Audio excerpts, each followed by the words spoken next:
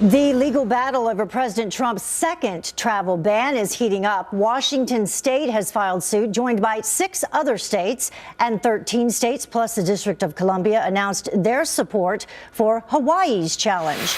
I'm joined now by Yodit Tewelda, and she's a criminal defense attorney and former prosecutor, and criminal defense attorney Brian Claypool. Thank you both for joining us. Thank you. Hi, Heather. So how is this order different? Yodit? Well, unlike the original order, this new travel ban now exempts visa holders, and it also removed the language that gave preference to religious minorities. So it tweaked the language. It got rid of certain things that looked like it was unconstitutional. But the ban is still barring people from entering the U.S. from 6 targeted countries. And that is going to still be an issue for several states that argue that this ban is affecting their economy, their state universities. And that's what I was going to ask. Yeah. Brian, just tossing it over to you, already facing challenges. Specifically, what is Hawaii saying?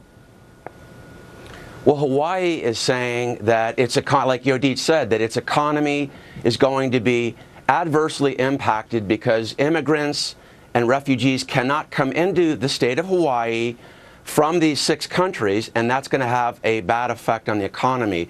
But there's a real problem with that, because how, Heather, are you going to empirically be able to establish that? I mean, what evidence do we have that certain individuals not coming into the state of Hawaii are going to affect the economy? And getting back to what Yodit said, too, there's one other change in this, this travel restriction, I call it.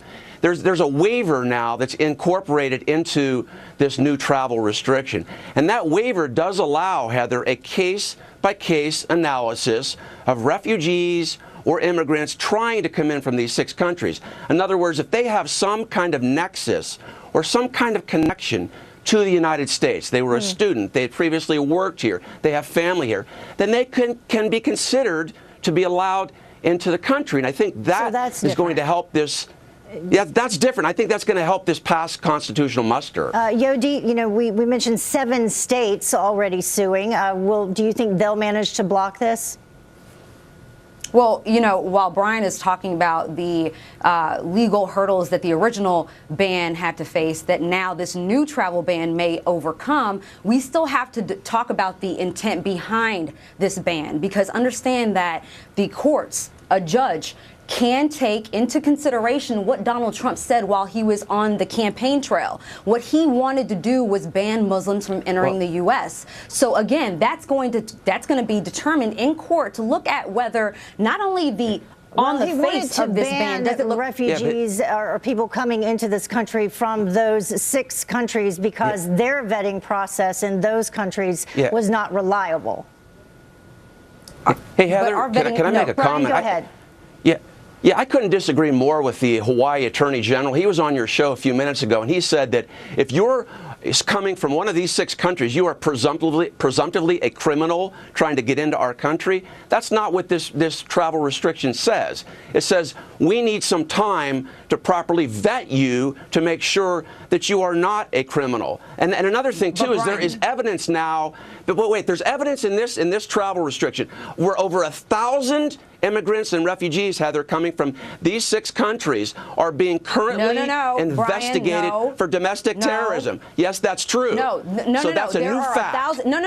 There are 1,000 pending investigations, but that letter that you're referring to declined to actually state whether those individuals that they're investigating came from those 6 targeted countries. That's information that we need to know. That's not what they said. So we don't even know if these individuals that are being investigated came from those six countries, or we don't even know that. How long have they lived in the U.S.? Because remember that DHS there are 300. There are 300. Finish. Go ahead. No, go ahead. There are 300 documented. Okay. Well, we have to wrap it up now. Go ahead, Brian. Definitely vocal, both sides of it. And we'll see what happens. It's supposed to take place after midnight on Thursday. So we'll see. Thank you both for joining us. Thanks, Heather. Thank you.